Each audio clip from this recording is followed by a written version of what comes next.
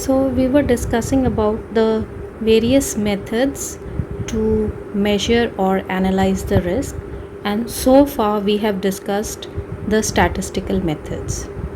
Now today we will discuss financial analysis methods. In this financial analysis methods, the important concept is the time value of money. You must have read about time value of money in your financial management course. So a risk manager, he makes various important decisions. For example, choosing among various risk management techniques. So we have discussed various risk management techniques, like whether to retain the risk or there is a need to transfer the loss exposures. So he need to decide that which insurance coverage is best.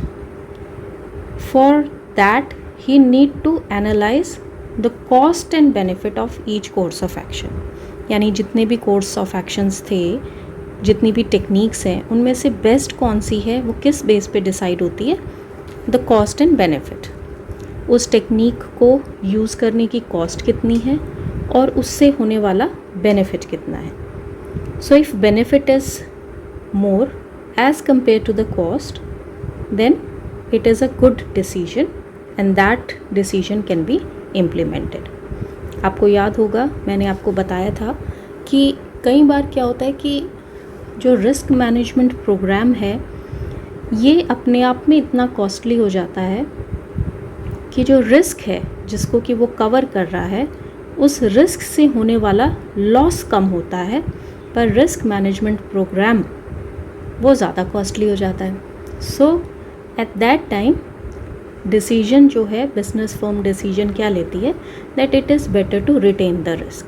ठीक है, वो खुद ही provisions बना के कुछ पैसा जो है एक अलग अकाउंट में ट्रांसफ़र करती रहती है.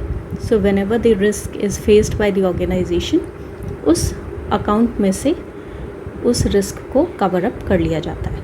तो ये सेल्फ इंश्योरेंस और रिटेनिंग ऑफ रिस्क जो है, ये कॉन्सेप्ट तभी हम यूज़ करते हैं when the cost is higher as compared to the benefit.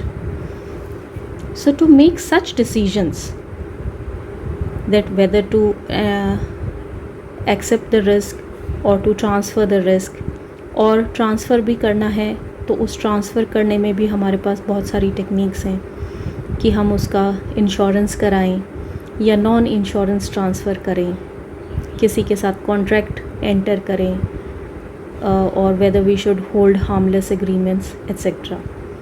So to make such decisions which involve cash flows in different time periods, the concept of time value of money is employed.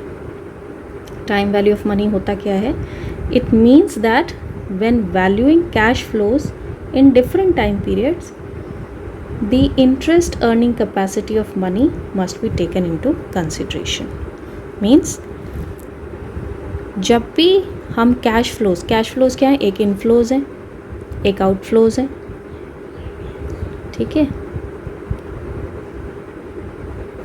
Outflow आज की date में हो रहा है और may be following years में भी हो. इनफ्लोज़ जो है, जब रिस्क हो जाएगा उसके बाद आपको पर्टिकुलर टेक्निक से जो बेनिफिट होना है वो इनफ्लो बाद में होगा, later on. So you need to decide that whatever the outflows are there, चाहे वो whatever cash flows are there, whether they are outflows or inflows, ये अलग अलग टाइम पीरियड पे हो रहे हैं. तो जो मनी है, मनी की एक इंटरेस्ट अर्निंग कैपेसिटी होती है, और वो इंटरेस्ट अर्निंग कैपेसिटी होने के कारण जो a single rupee received today is considered more valuable than a rupee received a year later, right? क्योंकि अगर हमें लेट्स सपोज आज 100 रुपीज़ मिलते हैं तो उसकी एक साल के बाद 100 रुपी ही वैल्यू नहीं रहेगी, because if we can invest this 100 rupee that we have received today, और उस पर जो इन्वेस्टमेंट हमने की है उस पर जो हमको इंटरेस्ट मिल रहा है या जो रिटर्न मिल रहा है, तो वो रिटर्न जो है 1 साल के बाद जो हमें अमाउंट मिलेगा तो उसके इक्विवेलेंट है.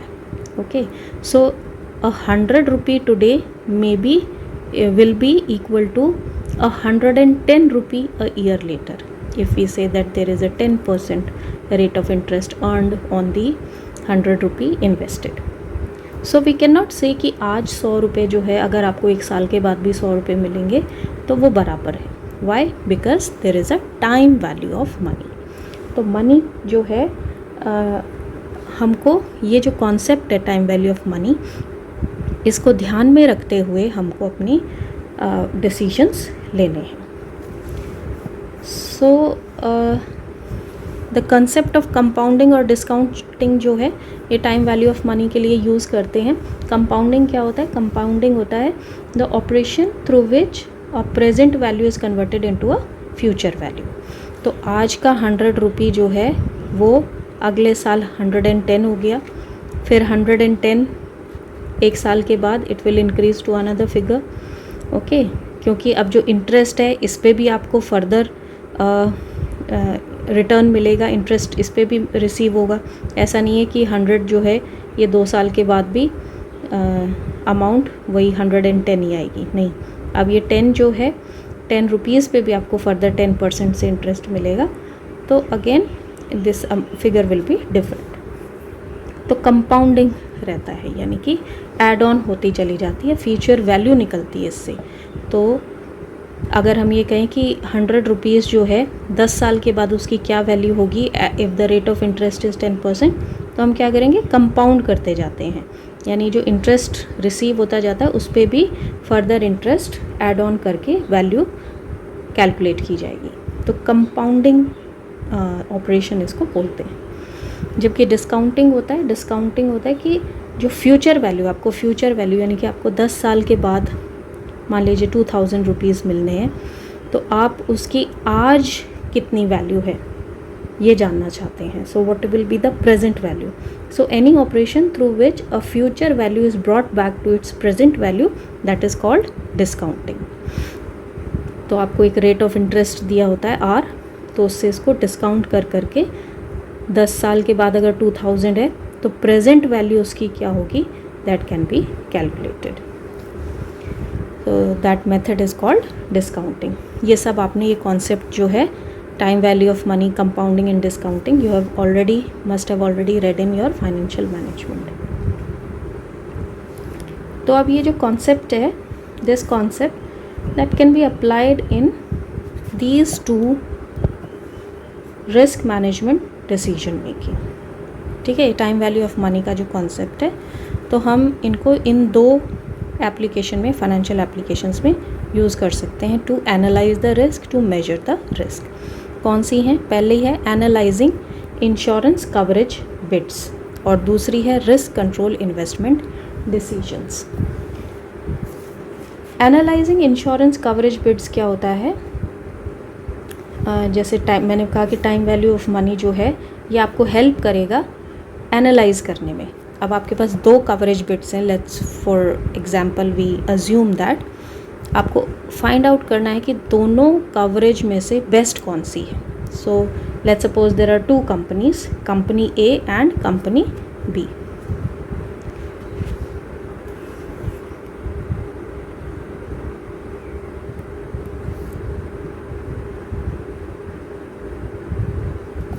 तो ये दोनों कंपनी जो है वैसे आइडेंटिकल नेचर की हैं, ठीक है, लेकिन इनके जो टर्म्स हैं, पॉलिसी टर्म्स जो हैं वो थोड़ी सी डिफरेंट है.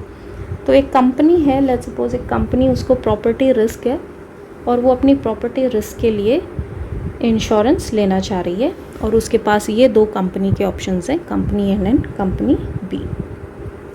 तो दोनों कंपनीज जो हैं they are comparable and coverage is also identical as well as the policy limits are also same. तो वो सारी चीज़ें सेम है. डिफरेंस क्या है? डिफरेंस है प्रीमियम में. तो कंपनी A जो है वो प्रीमियम मांगती है कि आपको over the year you have to pay a premium of ₹90,000. उसी कवरेज के लिए एनुअल प्रीमियम पे करना है 90,000. जबकि कंपनी B कहती है कि आपको एनुअल प्रीमियम पे करना है 35,000। ठीक है, तो अब देखने में तो ऐसे ही लग रहा है जैसे कंपनी बी बेटर है, प्रीमियम जो है उसका काफ़ी कम है, but there is also one more difference regarding deductibles.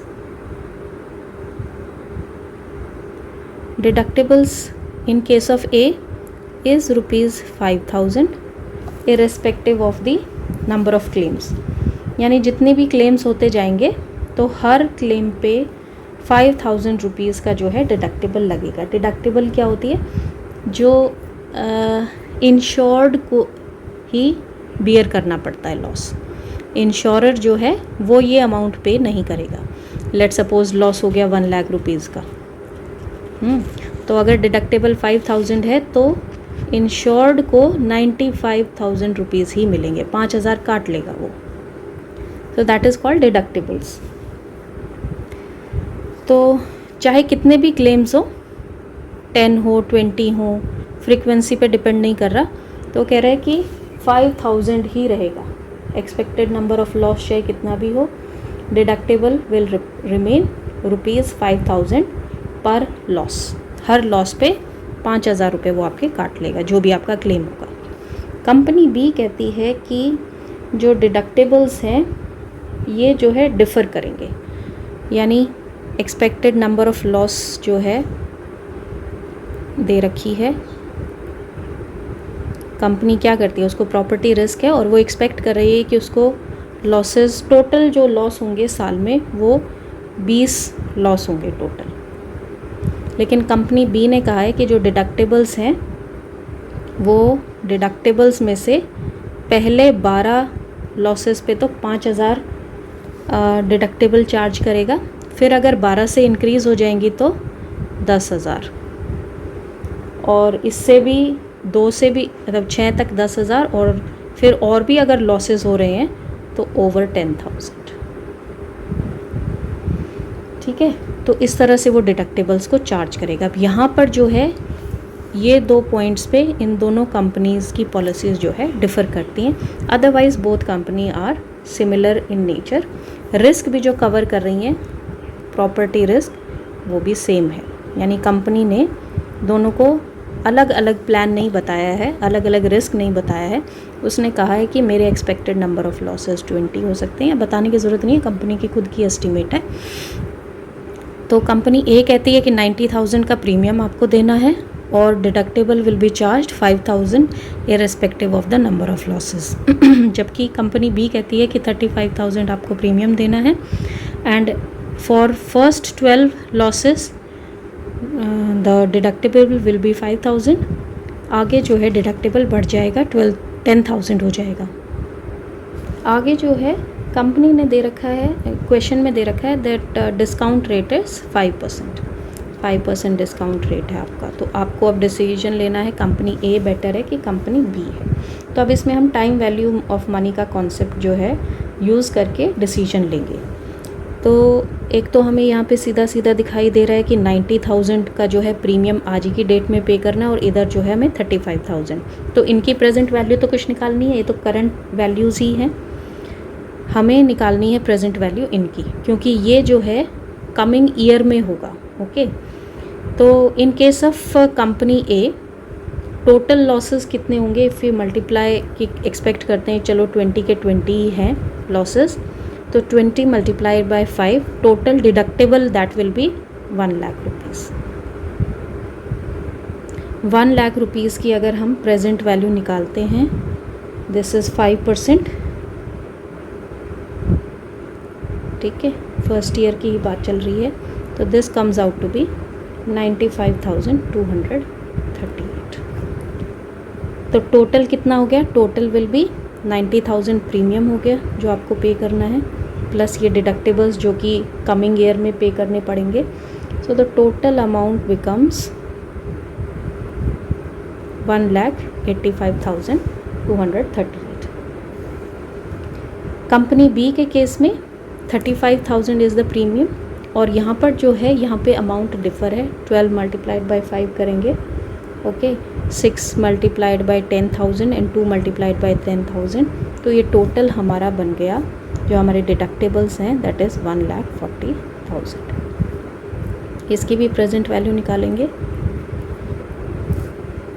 तो ये हमारी प्रेजेंट वैल्यू बनती है 1,33,333। इसमें जो है प्रीमियम का अमाउंट ऐड करेंगे 35,000, तो ये बन गया 1,68,333 for the same risk. Okay, एक में आपको जो अमाउंट पे करना है वो इतना है और दूसरे में जो अमाउंट पे करना है दैट इज़ दिस मच। तो बेटर कौन सा है? कंपनी बी का बेटर है। बेनिफिट तो दोनों सेम ही देंगे, जितना रिस्क होगा उतनी की कवरेज होती है, तो बेनिफिट उतना ही है, लेकिन एक्सपेंडिचर जो है, जो आउटफ्लो है कंपनी का, वो कंपनी बी के केस में कम है as compare to company A. So the decision will be to go with the insurance coverage provided by company A. Second is risk control investment decisions. आपने capital budgeting पढ़ रखा है, जिसमें net present value और internal rate IRR method पढ़े हुए हैं। तो ये सेम जो है कैपिटल बजटिंग टेक्निक्स जो हैं, ये इन्वेस्टमेंट डिसीजंस में, रिस्क कंट्रोल इन्वेस्टमेंट डिसीजंस में हेल्प कर सकती हैं। ठीक है, रिस्क कंट्रोल इन्वेस्टमेंट डिसीजन का मतलब है कि कौन सी टेक्निक जो है वो रिस्क मैनेजर एम्प्लॉय करे to control the risk. For example, there is an oil company, उस ऑयल कंपनी के जो है काफ़ी सारे property related, premises related liability claims हो रहे हैं। तो कंपनी चाहती है कि एक सर्वेलेंस, कैमरा सर्वेलेंस सिस्टम को इंस्टॉल कर दें ताकि पता चले कि भाई ये किस कारण से हो रहे हैं और करेक्टिव मेजर्स ले सकें। तो रिस्क को कंट्रोल करना चाहती है, तो रिस्क कंट्रोल से रिगार्डिंग वो एक सिस्टम इंस्टॉल कर रही है। तो वो जानना चाहती है कि क्या ये बेटर रहेगा, will this decision be better. तो कैसे हम इसको फाइंड आउट कर सकते हैं? By using NPV method. जैसे NPV मेथड में भी क्या करते हैं, कोई भी प्रोजेक्ट अंडरटेक करने से पहले हम उसके कैश आउटफ्लोज और इनफ्लोज उनको कंपेयर करते हैं। If cash inflows are more as compare to cash outflows, तो आपका NPV जो है दैट विल बी पॉजिटिव। तो positive NPV means that you can go with the investment, या उस प्रोजेक्ट को आप अंडरटेक कर सकते हैं। तो similarly this company can also analyse कि अगर सिस्टम इस तरह का इंस्टॉल कर रहे हैं तो आउटफ्लोज हमारे क्या होंगे, और फ्यूचर में जो अभी जो इंस्टॉल कर रहे हैं उसका खर्चा कितना होगा, प्लस इनफ्लोज इस केस में क्या होंगे। इनफ्लोज होगा कि जो हमारे लाइबिलिटी क्लेम्स बहुत ज़्यादा बढ़ गए थे, तो अब वो डिक्रीज़ हो जाएंगे। डिक्रीज़ होने के कारण जो पैसा बचेगा, जो क्लेम हम नहीं पे कर रहे हैं, so they are our inflows.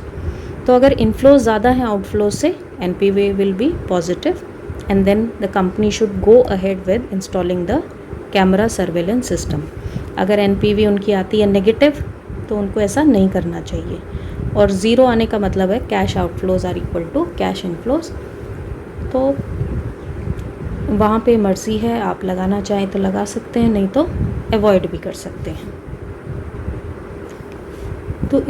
तो ये सारे हमारे फाइनेंशियल एनालिसिस मेथड्स हैं, जिससे हम अपने रिस्क को मेजर भी कर सकते हैं और कंट्रोल भी कर सकते हैं। इसके अलावा जो एडिशनल मेथड्स हैं that is discussed in the another video. Thank you.